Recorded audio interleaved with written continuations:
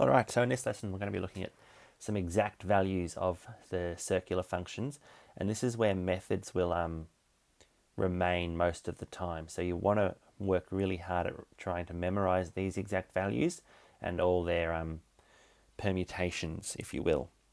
All right, so we already know a few exact values. We'll start with the simplest one. So if the point is out here at the x-axis, we already know that the sine of that is 0 because it has no vertical height.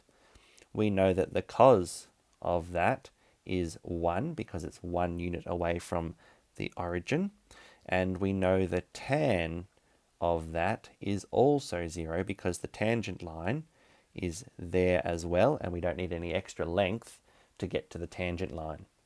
All right, so that's the first set of exact values we're going to memorize. The next set is for the point vertically upwards, and I'm only going to show you exact values for quadrant 1 because, as we saw in the last lesson, the other 3 quadrants are symmetrical with quadrant 1 in some way and can be derived from knowing the quadrant 1 values. All right, so moving on, the sine of vertically upwards, which is pi on 2, we can see there that the sine of it is 1 because it's 1 unit away from the origin vertically. We know that the cos of pi on 2 is 0 because there's no horizontal movement. And we know that the tan of pi on 2 is undefined because this extension outside the radius is parallel to the tangent line in the first place. Therefore, they will never meet. All right, so these are the first set of exact values that we're going to memorize. Notice that 0 is 0 for both degrees and radians. Oh, that should be a C, sorry. Okay, so both degrees and radians. All right, now, the next set are for, I'm going to start with 60 degrees. So 60 degrees is about here, being 2/3 of the way, or actually, no, it's not quite right. I've just got a little bit off. So 60 degrees is about 2/3 of the way around the circle. Still not great, but you get the idea. All right, so it's there because you have 30, 60, 90. All right, so that's the point. Now, remember back to the initial example of trigonometry where it came from, and I told you that these people were sitting around saying, I wonder how high the sun is in the sky. And they knew that the angle of elevation here was 60 degrees, and they thought, how can we work out the height? All right, what do we actually know? Can we do anything? All we know this is the hypotenuse is 1. And they realized they couldn't do much. And then they thought to themselves, hold on a second, what I do know is that that angle there is 30. All right, and so that means that if I double this triangle to make it look like that, I will now have an equilateral triangle where this bottom side is the full radius of the circle, so that's 1. The hypotenuse was already 1. This angle here was 30. If I've doubled it, that becomes 60. So there's 60, 60, and 60. And what do I know about equilateral triangles? All I know is this bottom side here is exactly half of the full length. So I can say that the cos of 60 degrees is a half. And then I can use Pythagoras' theorem to calculate the sine. So I know that 1 squared minus a half squared has to equal the height squared. So that's 1 minus a quarter, which equals height squared. So that gives us 3/4 is height squared. If I square root both sides, I get root 3 on 2 is the height. And keep in mind we were looking at the sine. So the sine of 60 degrees is root 3 on 2. So it's a surd, an irrational number, and that's where it comes back to this exact values. We don't evaluate those as decimals. We always leave them as exact values. All right, so root 3 on 2 is the sine of 60. All right, and then using that information, I can calculate the tan of 60 by saying that tan is equal to sine over cos. So it's root 3 over 2, all divided by 1 over 2. And that turns into root 3 over 2 multiplied by 2 over 1, which is just root 3. So tan of 60 is root 3. All right? Now, remember the symmetry. Remember the fact that sine of 60 is the cosine of 30, because the cosine means complement sine. So it's the sine of the complementary angle. So the sine of 60 is the cosine of 30 and vice versa, which indicates to us that to find the sine of 30, I just have to write down the cos of 60, which is a half. To find the cos of 30, I just have to write down the sine of 60, which is root 3 on 2. All right? And then that means that the tan of 30 is going to be, instead of just root 3, it's going to be the reciprocal. So it's going to be 1 over root 3, because I would have had to use sine over cosine. And you can see the root 3 is in the cosine now instead of in the sine. All right, so these are the exact values that we're going to be working with from this point forward, and I encourage you to memorize those ones. I'll show you a neat little table that you can use to put them into your books as you go forwards. All right, now I'm just going to erase this Pythagoras here, because there's one more angle that we're going to memorize. So far we've done 0, 30, 60, and 90. The only one missing is 45. So sine 45, oops, inside, cos 45, and tan 45. All right, now, I won't go into ancient Greek to do this one. I'll just show you pretty simply on a 45-degree triangle here. All right, now, what you might know about 45 is if that's 45 and that's 90, that must mean that that one is also 45. And what you should know then is that if the angles are the same, the opposite legs are the same, so those are the same length. And given that the hypotenuse is 1, we can do some fancy algebra to calculate what the two legs should be. So if I call those A and A, they're both the same, so that means that 2a squared equals 1 squared, because it would have been a squared plus a squared, which is just the same as 2a squared.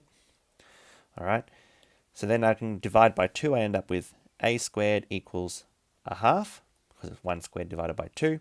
Square root of both sides is a equals 1 over root 2. Now that is the exact value for both legs of 45. So that's sine 45, 1 over root 2, and, oops, I didn't do equal sign there, cos 45, 1 over root 2, because they are both the same. Now the interesting thing comes when you calculate tan. If you look in the bottom left corner, tan is sine over cos, so you're going to have 1 over root 2 all over 1 over root 2. And what's one thing divided by itself? Obviously, it equals 1. So tan 45 equals 1. All right, and if you look over here at the unit circle, if I put a point at 45 degrees out here, like that, and draw my tangent line in, remember that the tangent shows the height of the tan line if I were to extend the radius past there. So this distance here is 1, the same as the radius on that circle. All right. All right, to finish off, we'll have a look at a few examples of questions. So we've been asked to evaluate cos of 150. All right, so I'm going to do a quick sketch of a unit circle. I know that 150 is just a little bit less than 180, so it's out here. It's important, or a good shortcut that I use, is to know how much less than 180. And I know that 180 minus 30 equals 150. So if I write it in terms of the symmetry from last lesson, I could say that this cos is actually 180 minus 30. So now I'm looking for the exact values for 30 degrees, and I'm going to put them into the second quadrant because that's where this angle is. So looking back over here, sine of 30 is 1/2, cos of 30 is root 3 on 2. So I've been asked to find the cos of 180 minus 30, which is going to be root 3 on 2. Now just double check that it's in the right quadrant. I know that the cosine in quadrant 2 should be negative, so I just chuck a negative sign in front of the exact value that I have used. All right, so my first step was to rewrite the angle as a second quadrant angle, so I could identify the first quadrant reference. Then I write the exact value and assess whether or not it's a positive or a negative in that quadrant. The next one is, I've not written it very nicely, it's actually 690. 690 degrees. So I'm going to draw a circle again. I know that 690 is a multiple of 360 and a little bit more probably. So I'm going to go all the way around. I'm going to find out that 690 minus 360 is 330. 330. So I have to go almost all the way around again and finish just short. And I need to know what that gap in there is because I'm identifying it as a 360 minus something. So I know that 330 is only 30 away from the origin. So the angle I'm identifying is sine of 360 minus 30. So again, my first quadrant reference is a 30-degree angle. So let's have a look back over here at the exact values for sine of 30. It's a half. So sine of 360 minus 30 is a half. It is in the fourth quadrant, and sine in the fourth quadrant is negative because it's below the x-axis and it's a y value. So therefore I put a negative sign in front of it. So the sine of 690 is the same as the sine of 360 minus 30, which is minus a half. Moving on to a few examples using radians. We do exactly the same process, we just have to start thinking of the angles in radians. So 5 pi on 4, let's first of all identify where it is in the unit circle. 5 pi on 4 is the same as 4 pi on 4 plus pi on 4, or 1 plus a quarter. So it's the same as pi plus a quarter. So I go to pi, and then I can add a quarter pi out there. All right, so I'm in the third quadrant. Pi on 4 is the same as 45 degrees. So I'm looking for the exact values for 45. So I need the sine of 45, which is 1 on root 2. So, oh no, so I need the cos. Cos of 45 is also 1 on root 2. So the cos of 5 pi on 4 is 1 on root 2. And cos in quadrant 3 is negative because it is an x value and it is to the left of the origin. So therefore negative. All right, now the last one is 11 pi on 6. And 11 pi on 6 is the same as almost 1 full rotation, and it's just a little bit less than 1 full rotation. You can see that 1 full rotation is 2 pi, and that would be worth 12 pi on 6, and we have 11 pi on 6. So if we rewrite it as a little bit less than a full rotation, we'll have 12 pi on 6 minus 1 pi on 6. So there is my reference angle in the first quadrant, pi on 6. Pi on 6 is about there. So I'm looking for the exact values for pi on 6. Now pi on 6 is the same as 30 degrees. So I'm looking for the sine of 30, which is a half. So I can say that the sine of 11 pi on 6 is equal to 1/2. And given that it is in the fourth quadrant, the sine in the fourth quadrant is negative because it's a y value, and therefore the exact value is also a negative. All right, so a couple of things you need to remember when doing this. You want to identify the reference angle in the first quadrant by calculating whether or not the given angle is close to the 180 arm or the 0/360 arm. And then you want to identify the reference angle in the first quadrant's exact value, and then whether or not it should be positive or negative given the quadrant that it is in. All right, now, I strongly advise everyone to copy this table into their books and use it as a Bible from now on. All right, so this is the angle. It is given in both degrees and radians.